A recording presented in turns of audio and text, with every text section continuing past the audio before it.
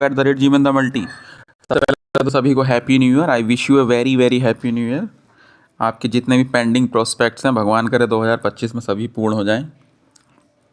तो जैसे कि मैंने पहले भी बताया था अपनी एक प्रीवियस वीडियो में कि मैं 1 जनवरी से आपको डेली करंट अफेयर्स की कुछ न्यूज़ डिस्कस करूँगा।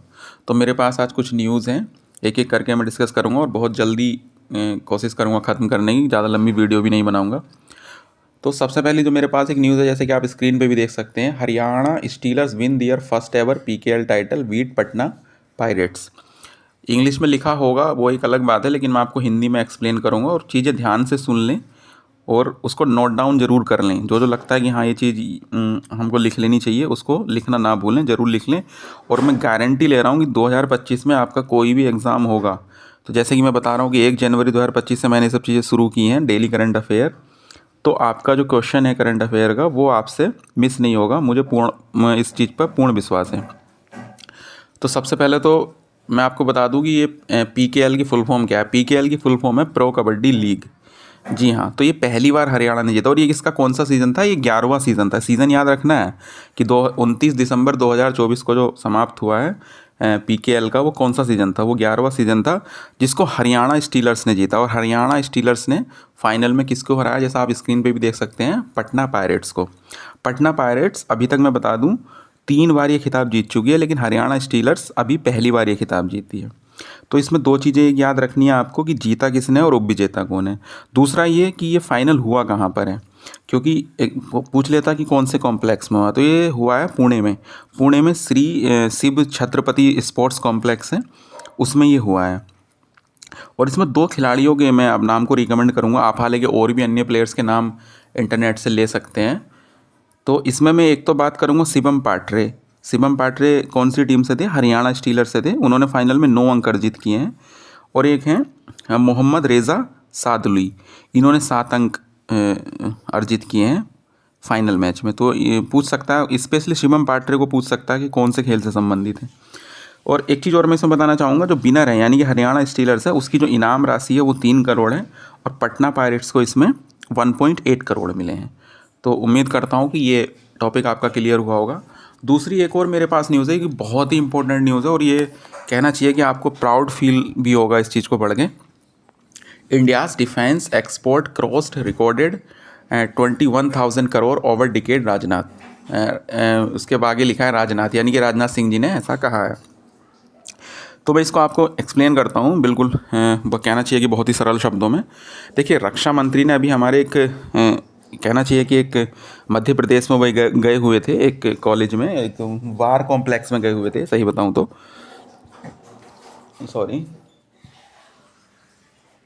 तो वहाँ पर उन्होंने ये बात बताई है, यानी कि डेटा दिया है कि पिछले 1 दशक में जो रक्षा निर्यात है, यानी कि जो हमारा डिफेंस, कहना चाहिए कि डिफेंस एक्सपोर्ट है, निर्यात है, सॉरी मैं बात कर रहा हूँ यहाँ पर किसकी, एक्सपोर्ट की, हाँ, कि जो डिफेंस एक्सपोर्ट है वो 21,000 करोड़ के पार हो चुका है।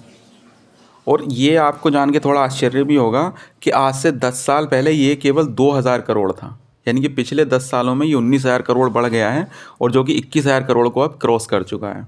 और इसमें एक और चीज़ याद रखनी है, या एक और चीज़ यहाँ पर राजनाथ सिंह जी ने कही है कि हमारा जो लक्ष्य है वो 2029 तक रक्षा निर्यात को 50,000 करोड़ रुपये तक पहुँचाना है। तो ये भी याद रखना है कि 50,000 करोड़ रुपये कब तक पहुंचाने का लक्ष्य है? 2029 तक। या फिर ऐसे भी पूछ सकता है क्वेश्चन कि 2029 तक रक्षा निर्यात को कितने हज़ार करोड़ तक पहुंचाने का लक्ष्य है रक्षा मंत्रालय के अनुसार या सरकार के अनुसार।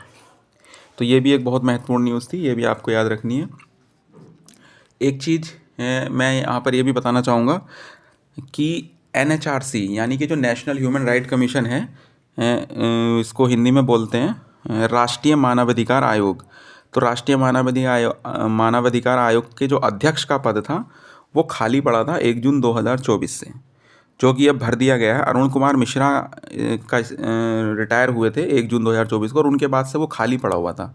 तो आप जैसा कि जानते होंगे कि इसका जो अध्यक्ष बनता है NHRC का, वो कोई ना कोई पूर्व न्यायाधीश होता है, किसका? सर्वोच्च न्यायालय का। सर्वोच्च न्यायालय मोस्टली में, सभी ऐसा नहीं कि ऐसा ही होना है कि मोस्टली जो होता है वो सर्वोच्च न्यायालय का एक न्यायाधीश ही होता है। तो इसके जो अब जाके नए प्रमुख मिले हैं उनका नाम है न्यायमूर्ति वी रामा सुब्रमण्यम। जैसे कि आप देख सकते हैं आपकी स्क्रीन पे भी ये ऑफिशियल वेबसाइट खुली हुई है एनएचआरसी की, उसी से मैंने डेटा लिया। देखो जो भी मैं डेटा आपको बताऊंगा वो बिल्कुल ऑथेंटिक होगा, बिल्कुल उसी की साइट पे जाके मैं ये आपको लूँगा। तो इसके नए अध्यक्ष बना दिए गए। एनएचआरसी के बारे में आप पढ़ लेना क्या करती है कैसे क्या, वो आप उसको इंटरनेट से सर्च कर सकते हैं। मैं इस समय बहुत ज़्यादा लंबी वीडियो भी नहीं करना चाहूँगा। दूसरी एक और न्यूज़ मेरे पास है, SAIL earns great place to work certificate for second time. जैसे कि आप जानते होंगे सेल की फुल फॉर्म है Steel Authority of India Limited. Steel Authority of India Limited को लगातार दूसरे साल ग्रेट पैलेस टू वर्क यानी ये उत्तम कार्यस्थल का स्थान मिला है। देखिए ये जो स्थान मिला है वो जनवरी 2025 से जनवरी 2026 तक मिला है, और पिछली बार मिला था दिसंबर 2023 से दिसंबर 2024 के लिए। तो ये लगातार दूसरी बार है कि जो सेल को ये मिला है। तो ये भी आपको बहुत एक ज़रूरी याद रखना है, Steel Authority of India limited याद रखना है, इसका फुल फॉर्म भी याद रखना है, और इसके बारे में और भी आप पढ़ सकते हैं। एक और ये मेरे पे न्यूज़ है, हिंदी में भी है, ये मुझे लगा आपको बताना ज़रूरी है। चीन ने दुनिया की सबसे तेज़ हाई स्पीड ट्रेन का प्रोटोटाइप पेश किया है। ये आपको याद रखना कि हाल ही में कौन से देश ने दुनिया की सबसे तेज़ हाई स्पीड ट्रेन का प्रोटोटाइप पेश किया, वो चाइना ने है, यानी कि CR450। इसकी जो स्पीड है वो लगभग मान के चलिए कि 450 किलोमीटर प्रति घंटा होगी। अभी हालांकि बना नहीं दिए, अभी उसमें मतलब प्रोटोटाइप उसका पेश किया है, उस पर काम कर रहा है चाइना। और चाइना का एक और कहना है कि वो 2035 तक अपना 70,000 किलोमीटर तक का विस्तार दे देगा अपनी हाई स्पीड रेल नेटवर्क को। तो ये थे आज के कुछ करंट अफेयर जो कि आपके किसी भी एग्जाम के दृष्टिकोण से बहुत महत्वपूर्ण हो सकते हैं। Thank you for watching, thank you for listening, God bless you all.